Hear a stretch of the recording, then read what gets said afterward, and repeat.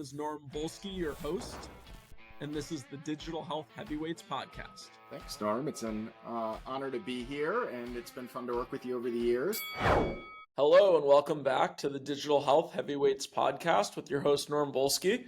And today we are thrilled to be joined by Trupti Mukker, co-founder and COO of Complement, a clinically validated lifestyle intervention platform for cancer patients that's transforming outcomes during treatment and recovery. Trupti, welcome to the podcast. Thank you so much, Norm. Thanks for having me and getting us an opportunity to speak about Complement today. Yeah, absolutely. Really excited to do it. So, for all that don't know, Complement delivers personalized live daily support across exercise, nutrition, and stress relief, helping patients improve quality of life, reduce treatment, limiting side effects, and stay on therapy longer. The platform recently raised a $16 million seed round led by Owl Ventures and Bloom Ventures, and is already being adopted by top cancer centers. Prior to Complement, Trupti served as CEO of White Hat Jr., bringing deep expertise in operational scale, behavioral design, and human-centered systems. Really excited to have Trupti on the pod to talk all things reshaping cancer care. Thank you. Yeah, absolutely. So, Trupti, what inspired you to enter the healthcare field and, build Complement? Sure. So my entry to healthcare was actually very organic. After having spent 2 decades in typical corporate world, really enjoying my role and climbing up the corporate ladder, it was time to do something meaningful. And Yeah. around me, there was a lot of conversation of health and fitness. You know how it is with people in their late 30s and early 40s. And unfortunately, though, there was also conversation around a lot of cancer cases increasing. Again, both the older age groups as well as younger age groups. So it's this combination of wanting to do something purposeful with 2 decades in my career and this need that I could see within me of adopting a very healthy lifestyle that made me think about why not do something in this sphere. And then I, along with a couple of co-founders who were like-minded, thought about starting Complement focus on cancer. Yeah. Well, I'm glad you did. How did your experience scaling White Hat Jr. shape your approach to behavioral design, within cancer care? Yeah, so White Hat Junior was a platform where we were able to drive kids to learn coding in spite of the fact that they were very young and they were very excited in meeting, their coaches, and this layer of human interaction which married technology brought the adherence rates to 4. It's a principle of human accountability, leveraging tech to its max, and very focused on the user satisfaction. Those principles is something we extended to Complement as well. So it's those principles of scaling, human first, leveraging tech, and looking at user satisfaction that have extended seamlessly to Complement as well. Yeah, and what was your personal or professional moment that drove you to focus, on cancer outcomes? Yeah, like I said, it's this that age where a lot of conversation in my friends and family was actually happening around someone having cancer or someone being shocked to receive this diagnosis. And then when we had already decided to focus in healthcare, we figured through our research that exercise seems to be an extremely strong lever which is extremely under leveraged in cancer care. I was personally shocked to know that less than 5% cancer patients are actually following the lifestyle modifications that can yield the same results as some of the adjuvant chemotherapy drugs. So is this confluence of seeing a lot of conversation around cancer and yet discovering that something very easy to do, relatively easy to do, is followed by less than 5% patients, which made us believe that this is really a gap area that needs to be plugged urgently. Gotcha. And I'm just curious, when, patients go through chemo or they go through radiation or some other treatments, it typically reduces energy levels, increases nausea, feeling of sickness. Is part of the issue that like when people are going through those, like they don't feel like exercising, they don't feel good to like get out, move their body, and it just becomes a vicious cycle? You are absolutely spot on, Norm. So, the issue with cancer is as much the disease, but equally some of the treatments that come with extreme side effects. So, a lot of leading chemotherapy drugs, etc., are known to have side effects of nausea, fatigue, joint pains, neuropathy, and you name it, right? So, the treatment unfortunately comes with a lot of side effects, which makes the case of each cancer patient truly unique. So the way we tackle this issue is, the program is highly customized. So we look at each user's or each patient's cancer stage, cancer site, cancer treatment, what kind of side effects do they have, and then prepare a program which is deeply customized for them. And it's the myth that exercise actually adds to fatigue, but it's proven that exercise actually reduces fatigue, increases energy level, and cancer patients are no different. Whenever I'm, good about, getting a workout in the gym or taking a long, long walk for at least an hour, I definitely feel like I have boundless energy and I can keep, focus and, get a lot more done. So it is completely an energy driver, for me, at least in my own life experience. So what is lifestyle intervention, within oncology, and why has it been so hard to scale until now? Yeah, so we have focused on the trifecta of physical movement, nutrition, and stress relief. Cancer, unfortunately, is not only a physical disease, it leads to extreme isolation. It's known that more than 50% cancer patients, once diagnosed, actually feel emotionally isolated and feel anxiety and actually have depression as well. So there are multiple aspects that make it difficult for people, even with awareness, to stand up and start exercising. A, the physical limitations that we just spoke about. So each individual is unique. They can't just pick up any YouTube video and start exercising. Second is, information asymmetry. While there is a lot of information, people do not know what is specifically applicable to them at that point in time. The cancer diagnosis is a journey, from diagnosis to treatment to recovery to side effect management, and then on an ongoing basis, survivorship. And lastly, like I said, the emotional issue. So even those with the knowledge find it very difficult to stand up and get going. So while the cancer centers today and the system today do have knowledge and information in their survivorship programs, which are very well meaning, yet the patients are not able to adopt to it because they do not have that human touch. They do not have the customization required to be able to drive it on a daily basis. So Complement One offers daily one-on-one clinical support. What does that look like for the patient? Talk to me about the patient experience. Yeah, so a patient meets their coach, which is the same coach for the duration of the program on a daily basis for around 45 minutes. They both start with, some kind of physical movement for around 30 minutes. It could be yoga, it could be strength and conditioning, it could be dance workouts, which are safe and fit for those patients, which adds a lot of joy and energy. Then within the session, we have built very, very smart, challenges around diet and nutrition habits. This has been built in partnership with American Institute of Cancer Research, so it's 100% evidence backed. So on a daily basis, the user is talking with their coach about the right kind of eating habits that they should adopt based on where they are in their journey. And lastly, within those 45 minutes, some 5 to 10 minutes are spent on meditation and breath work to really get the session together and set the user nicely up for the day. In addition to this one on one interaction that happens between them and the fellow participants and the coach, the users also have access to their coaches on chat throughout the day, as well as additional support on managing their side effects. Imagine doing this day on day with the same person for 5 days in a week. And that's why the adherence rates are as high as they are. That's incredible. And I've mentioned this on my podcast. I've had my own patient journey. I had a lot of gastrointestinal issues, and I still do, to this day. But, in my mid to late 20s, I started to really, feel it. And it was slowing me down, and I realized like something wasn't right. So, I started, to go to a gastroenterologist.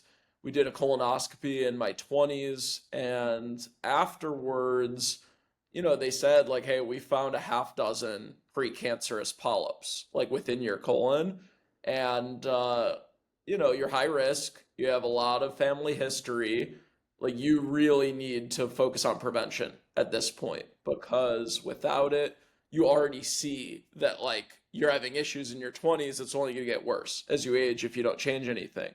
So, I definitely increased my exercise regimen, but what I changed most was my diet. I used to be of the belief that if there wasn't meat on the plate, it was a snack. Like that doesn't count as a meal if there's, no animal products. And the gastroenterologist told me like, hey, I would recommend plant-based. If you could eat 100% of your meals plant-based, I would recommend it. But to start, maybe try 80%.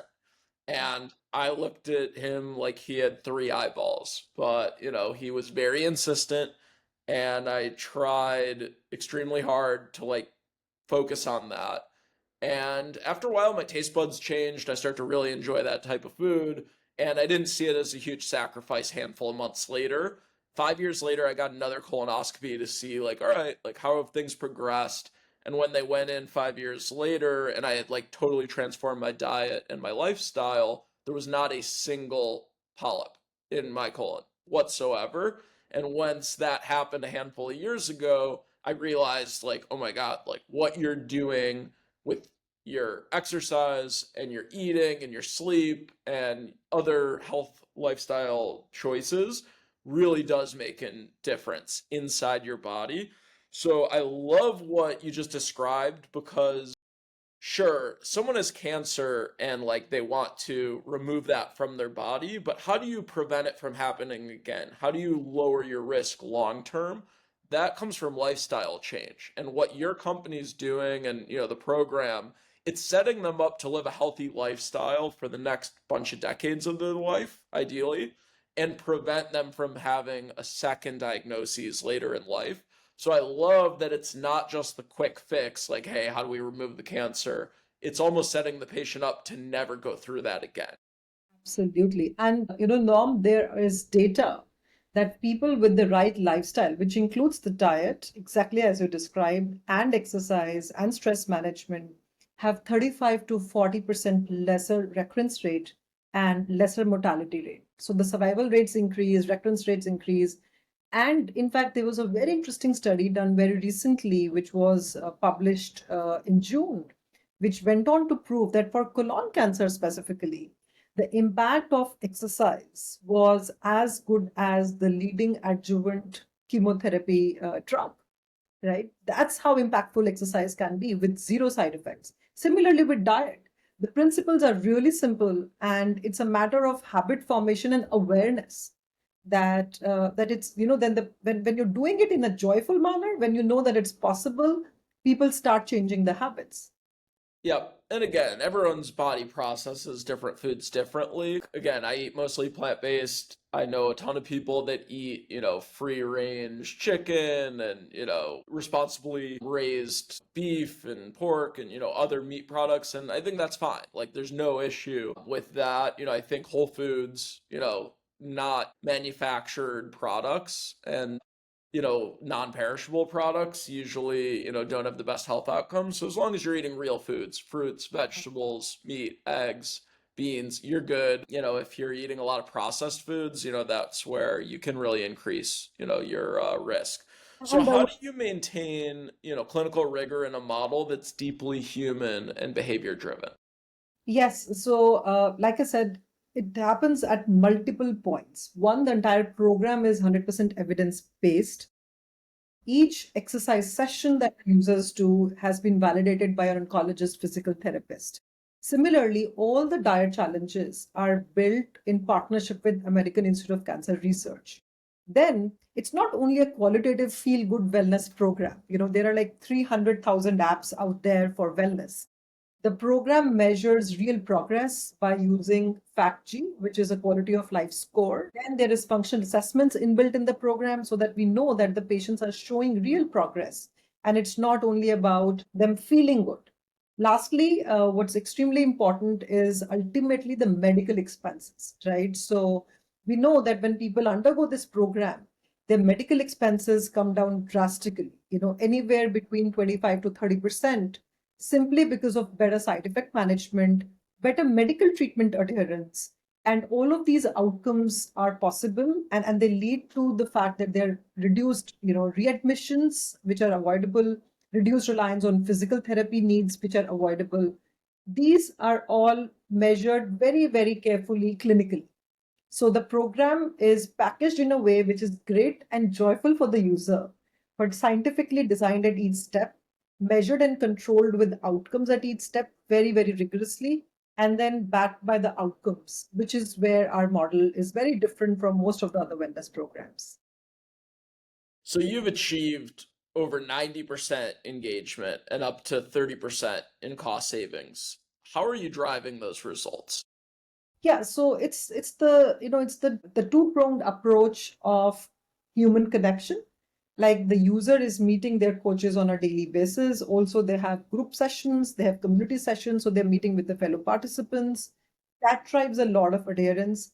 And secondly, like I said, the deep customization. So our rule engine, which caters to more than 3,600 unique variations that different cancer patients can get based on their cancer stage, treatment, side effect, the 3,600 variations that the system can adopt, along with the modifications that the coach can do real time with the users, leads to the adherence rates. This adherence rate then leads to the outcomes. Like you said, right? Once you stick to the lifestyle, then the outcomes follow. The difficult challenge in the entire equation for us was how do you move the needle of 5% patients to 90%, which is where this customization and human connection works.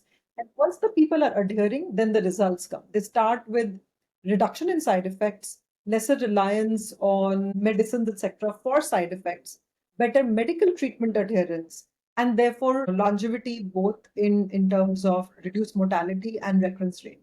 Recurrence rate and mortality reduction due to lifestyle has been proven on multiple studies. So it's our projection that our program will certainly lead to the same outcomes because the rigor is equal, if not. That's great. And 30% cost savings. Talk to me about who benefits. Like which entities? Are we talking health systems, employers, health plans, combination? Actually, it'll be all of them because, as there are multiple value-based programs, but within oncology now. So if you look at a provider and a payer relationship, the providers who are bound by value-based construct on a fixed fees, per episode basis, they gain if the costs are controlled. Clearly, the payers also benefit because overall outlay is controlled, claims come down, and it's direct savings. So if you look at from an overall cost expenditure standpoint, if even 30% of people adopt the practices that we're talking about, we can control the costs at a US level at the same level, from now till 2030. That's the level of impact that, lifestyle interventions can have.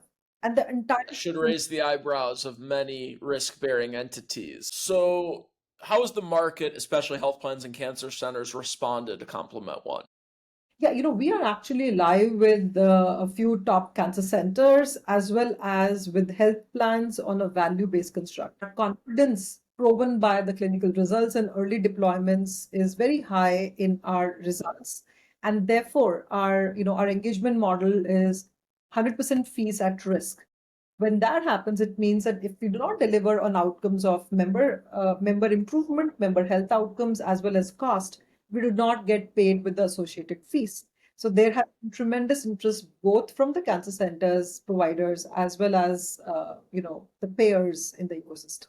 I love to hear when vendors are so confident in their abilities that they put all their fees at risk. I think it just shows that the program works and the company's willing to put their money where their mouth is, which I really think not only is great precedent to set, but also I know customers enjoy it, knowing that hey, like this company is conviction, and they're not just asking for fees, regardless of whether they can get the results they promise or not. So, who pays for Complement One today, and how are you working with payers and providers to expand access? Yes, so clearly the payers pay, and in some cases, leading cancer centers also pay for their programs. But like I said, 100% of the fees is linked to the outcomes. So if they don't get the outcomes, they do not get paid. And with respect to expansion, like I shared, we are working with the top cancer centers. In fact, one of the top oncologists in the country said that, you have built Rolls-Royce of lifestyle intervention. Every oncologist that we have spoken to that has seen Complement One wants to adopt the program for their patients. This in spite of having the survivorship programs. Why? Because survivorship programs are typically physical in nature. So the cancer patients need to come in once every month or once couple of months. They meet the caregiver probably once or twice in a month, and yet the adherence and the rate is very poor. In fact, cancer centers everywhere are pretty eager to adopt because this is a digital solution in terms of how it's deployed, yet it has intense human touch and the proven results. What partnerships are you most proud of, that you've launched that have just driven amazing results? Yeah, so, like I said, with some top cancer centers as well as with a few payers, but I'll say the partnership with cancer centers has been tremendous simply because we are talking about best in the world and they liking the program and their patients coming back and telling us that this needs to be standard of care. When you hear the top oncologists and the users say that this needs to be standard of care, you know that the program will work, and that definitely makes us proud. That's great. I love it. How does Complement One personalize care for different cancer types, energy levels, and recovery stages? It happens on multiple levels. At the initiation of the program, each user actually fills in a very simple intake form, which is also available to their treating team and their physician. Capture, what is the stage of their cancer, what treatments are they undergoing, what are the very specific side effects that they have, and both short-term and long-term limitations. This helps us create a plan for them, and then their coach is also equipped to be able to make modifications on a daily basis. So it's this mix of rule engine which caters to more than 3,600 variations, plus the fact that my coach on a daily basis can see my energy level, right? So let's say, I've just undergone a chemo cycle today and I'm feeling extremely fatigued out. My coach can then make the entire session about breath work or meditation. A different day, let's say I'm scheduled to do yoga, but I feel energetic and I want to do dance workout. So my coach could do that as well. So it's human led, but extremely backed by tech and algorithm that makes this combination really, really potent and powerful. Excellent. Do you have a patient story that personally moved you and reflects like what Complement One enables? Yeah, there's so many of them, Norm. In fact, our NPS is upwards of 90-95% consistently. But I'll talk about a couple of our patients. One is Suzanne. She has stage 3 breast cancer and she has undergone multiple surgeries, chemotherapy cycles, etc. The last one, she came back and said that my oncologist was surprised and literally shocked at how fast my recovery was. And she said, I have a great deal of gratitude to you, and I believe that this should be standard of care. Another one of our patients is someone by the name of Donna. She's a VP in a leading bank, and so she became so dysfunctional with her inhibitors that she couldn't lift herself off the chair to even go to toilet. And so she had an issue with spina bifida even before she started the diagnosis for cancer. She has been on our program for more than a year. And in her latest reports, her bone density was higher. She said it's not happened in many, many years of me trying to do everything. And it's all thanks to Complement One, to my coach, that now for the first time, my bone density has not even just plateaued, but it has increased. So now I want to go back to the treatment and I feel fully full to be able to do that. And finally, she's right now recovered from her cancer. I mean, of course, her survivorship program and phase continues, but we are very privileged to have users who have experienced this. It's fantastic. How do you see lifestyle medicine, oncology care, and AI intersecting, within the next decade? Yeah, I think all of them are already converging. And so if you think about lifestyle medicine, that's exactly something that we are trying to do. With oncology, there is a lot of focus and conversation now on making lifestyle interventions, specifically exercise and nutrition, part of standard of care. especially with the recent study that I spoke about. And there have been many, many studies, over the last decade that is make this conversation possible. So oncology, there's like a push from within the system to make lifestyle a part of care. And then from an AI perspective, all the rule engines that we're building, we are obviously using AI. There is a lot of automation that's possible when we're doing the classes, when you're doing the sessions. And it's the simplification, getting the right, customization at the right time where AI has huge use case, even in a human-led model. It's the convergence will happen, and it's, I think, overall extremely good for the patients. Yep. So what's one thing that digital health companies that have focused on oncology, prior to Complement One entering the market, like what do most of them get wrong, about supporting oncology patients?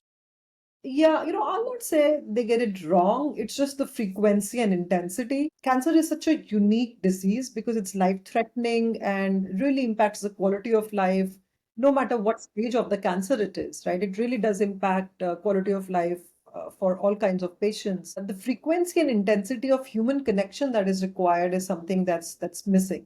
So it's while it's safe for cancer patients to exercise, same size may not fit all. They want to be able to do it from where they are in their journey. This accountability and this motivation that a coach gets to them is something that we believe has played an intense role. So All I'm not right. gotten it wrong. It's just the frequency and intensity is way different than it needs to be. Yeah. What advice would you give founders scaling companies in this, very unique buying environment? Yeah, so I think what's very important is the focus on systems and processes. So even while we have a system which is fairly, human intensive, there is a lot of tech and process behind it, right? So the recruitment happens through a very systematic process. The training and the hands-on experience that the coaches undergo is also very, very tech driven. They get their training modules, they have to do the assessments. All of this scaling can happen only if you have very tight marriage of process and tech. And this, by the way, comes from our previous experience. In our last startup, we had 45,000 live sessions at any point in time on a daily basis. We had like 15,000 teachers on our platform. So there is a science of scaling at a platform level, at a population level that's possible if you have the right process and the right tech, which is what's very important. Anyone who's looking at scale, so that you scale, but the quality doesn't fall. Otherwise there's a trade-off. If you scale, the normal assumption is, oh, you'll not be able to maintain that quality at that scale. It's possible if the processes are very tightly designed with tech from the word go. That's great. What are you most excited about for Complement One in the next 3 to 5 years? I think very clearly we are, a company that's been designed to build as a platform for multiple high mortality, high chronic diseases such as, cardiac diseases and dementia. Cancer is the first diagnosis that we have started off with. So we see ourselves really as championing the cause of lifestyle intervention in 100% evidence-backed manner, right? It's a myth that everything wellness is soft. No, it's 100% evidence backed, it yields results, and it is equally applicable. Whether it's dementia, whether it's cardiac diseases, lifestyle levers are equally applicable across the board. So that's what we are, that's what our vision is, that's what our mission is. I ask every single person who comes on this podcast these next 3 questions, but I'm especially excited to ask you because of like how important it is to the overall solution of Complement One. What are your favorite ways to reduce stress, considering you're in a high stress job, you founded, a very high growth company that, has the ability to impact, people's lives at a level that very few companies can? Yeah, so I do a bunch of things, but I'll say I'm very disciplined about my 30 minutes of meditation or breath work at the beginning of the day. Mostly it's meditation. Plus, I do have my social circle, my friends and family. It's very important to be connected. It's very important to remain grounded to, what's happening around you. And I'll say these two between them take away a lot of my stress, right? Meditation, which helps me connect with my inner self, and then having this healthy social circle, which is my friends as well as my family. And what are your favorite ways to exercise? I actually am, I'm fairly disciplined on my exercise now. I do around 35 to 40 minutes of exercise at least 5 days in a week, plus around 30 minutes of walk. So I love my walking outdoors. Plus, I'll make sure that I am getting 30 minutes of structured exercise on a daily basis. Because clearly, cardio is not everything, right? You have to have strength. And there are various forms that you can get your strength in, whether it's Pilates, whether it's weight training, there are multiple ways and your body feels the energy. So yeah, so I'll say my walk combined with my structured exercise, and doing that at least 5 times in a week, if not six, keeps me going. So Pilates and strength work is how you get the other 30, 40 minutes a day, or Yes, anything else specific? yes, or it could be, any hit, as long as it's a structured session, which makes sure that my entire body is working out.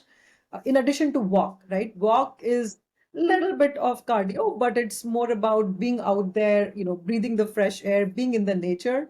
30 minutes of structured exercise has its own role to play, I'll say.